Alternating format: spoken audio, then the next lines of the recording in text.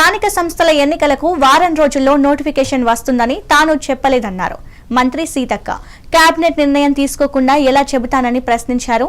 బీసీలకు 42% రిజర్వేషన్ల అంశంపై కాంగ్రెస్ పార్టీ కట్టుబడి ఉందన్నారు సీతక్క.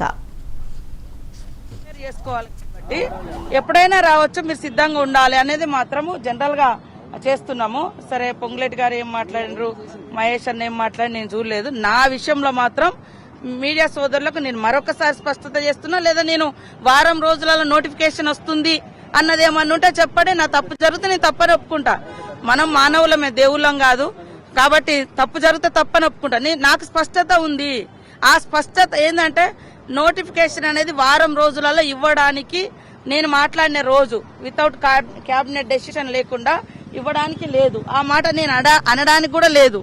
కాబట్టి నేను అననే లేదు. అనంది నా మీద రుద్ది పార్టీలో ఇంటర్నల్ గా డిస్కషన్ రావడమో, లేకుంటే మా నాయకులు మాట్లాడే పరిస్థితి తీసుకురావడమో, మీడియా సోదరులు కూడా వాస్తవాలను తెలుసుకొని మాట్లాడండి.